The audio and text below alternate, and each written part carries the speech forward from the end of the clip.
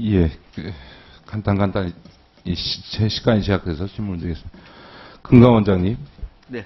취임하시고 나서 부원장 3명 전원 교체하시고 부원장부 4명을 대폭 교체하셨습니다.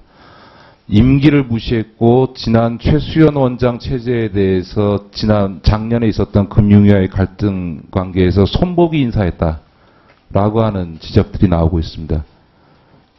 어떻게 생각하십니까? 손보기 인사는 아니고요. 예, 어떻게 보면 이제 변화에 대한 요구와 조직의 안정을 좀 고려해서 좀 금융감독에 있어서 제일 중요한 건 안정성이고요. 네. 그것이 정치적 논리에 의해서 인사가 좌지우지되면 네. 금융감독에 대한 신뢰가 무너진다는 점에서 제가 오늘은 업무보고 자리에서 더 깊이는 안 들어가겠습니다만 예의주시하고 있다는 말씀을 드리고요. 예. 산업은행 홍기태 회장님 잠깐 시간 좀 정해주시고 마이크를 주셔 누가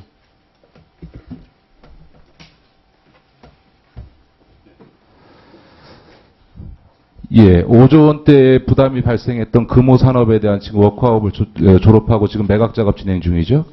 금호산업과 함께 금호고속 매각이 동시에 지금 추진되고 있죠.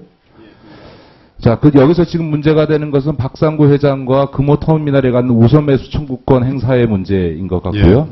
그 MOU가 지금 애매하게 돼 있어서 박상구 회장이 우선 매수 청구권을 행사하는 것은 분명하지만 본인이 지금 돈이 없기 때문에 우선 매수 청구권을 본인이 행사 안 하고 제3자에게 지명했을 때 이것을 어떻게 볼 거냐라고 하는 MOU상에 지금 애매한 부분이 있습니다.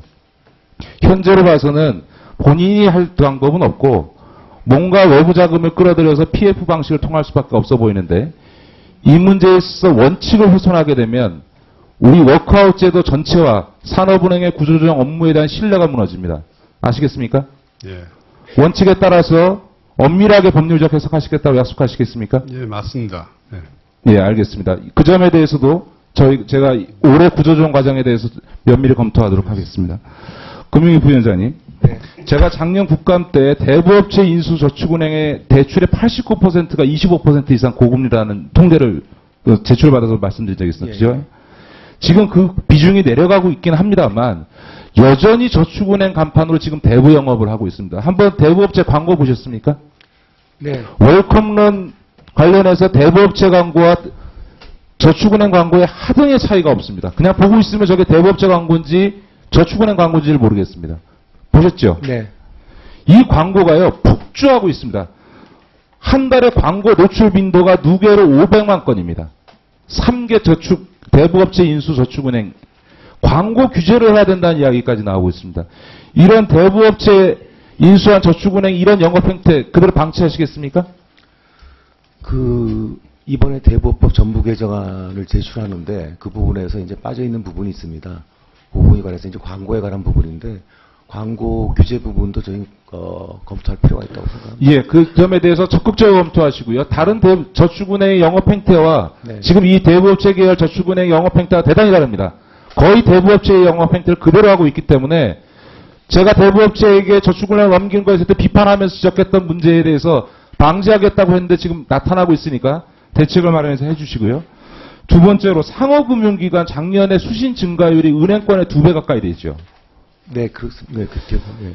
이게 이제 비과세 상품의 문제가 좀 있는데 이게 지금 저금리 구조하에서 이렇게 수신이 증가하게 되면 이 자산 운영의 문제로 상호금융기관의 부실한 문제가 나타나게 됩니다.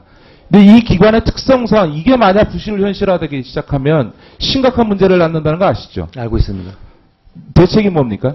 그래서 기본적으로 사실은 비과세 일몰이 곧 다가오는데 그 일몰에 따라서 폐지를 해야 된다는 게 저희 금융의 입장이고요. 그건 이제 조세조입 하겠지만. 자, 두 그럼 번째. 그 점에 대해서 네. 조세 감면 문제와 관련, 비과세 감면해주는 문제와 관련해서 여러 가지 지금 전체적으로 우리 정치권의 논란이 있습니다만 기재부와 명확히 하셔서 이거는 단순히 서민 혜택의 문제가 아니라 잘못하면 서민 상호금융기관의 부실화를 낳는다는 점에서 원칙적으로 금리가 대처해 주시고요. 네. 실손보험 상품 관련해서 자기 부담률을 20%로 강화하겠다 이런 얘기를 지금 업무보고에 하셨습니다. 그렇죠? 자료에 오늘 한 건 아니지만 예. 이게 무분별한 의료 이용을 막아서 보험금 지급 금액을 줄이려고 하는 의도인데 이거는 이제 보험사만이 아니라 건보 재정에도 미치는 영향이 있기 때문에 충분히 고려할 만합니다. 네. 그런데 문제는 건강보험의 이 4대 중증 질환이라든가 선택진료비가 건강보험 적용 대상이 되면서 네. 사실은 실손보험 상품이 보험료로 지불하던 부분을 건강보험이 떠안고 있습니다. 네. 그렇게 해서 지금 우리 존경하는 강기정 의원과 김용익 의원이 조사한 바에 따르면 약 한 2조 5천억 정도 앞으로 2017년까지 보험사가 재정 이익을 볼 것으로 지금 추정을 하고 있습니다. 아시죠? 네. 자, 네, 말씀하세요.